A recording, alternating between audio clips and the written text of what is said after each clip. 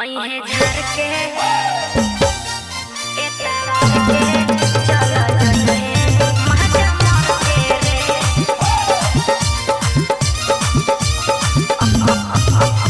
आई है झड़ के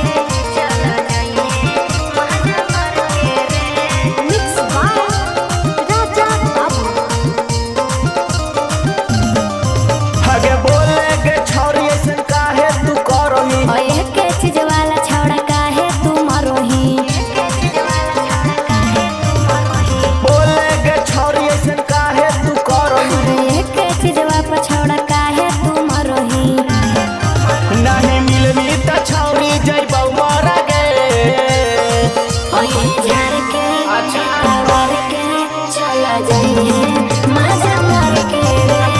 ओए छौड़ा झार के चला जाइए मजा मार के रे। सुगंधा रिकॉर्डिंग स्टूडियो से पूरा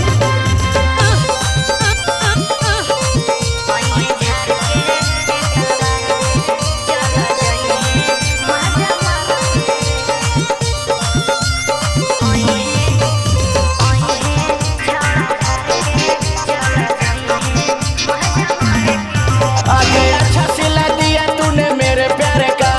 प्यार नहीं लूट लिया घर यार का आगे अच्छा सिला दिया तूने मेरे प्यारे का प्यार नहीं लूट लिया घर यार का कहियो जे सुन ले बतिया हमारे रे ओए झार के ए तावर के चला जाइए मजा मार के रे ओए छौड़ा झार के चला जाइए मजा मार के रे। अच्छा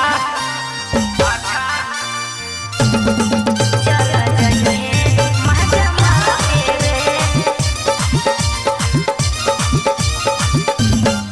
ओए झार के ए तावर के चला जाइए मजा मार के रे।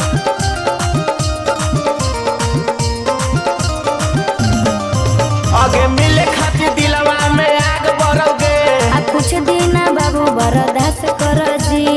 अरे बर्दाश्त कर।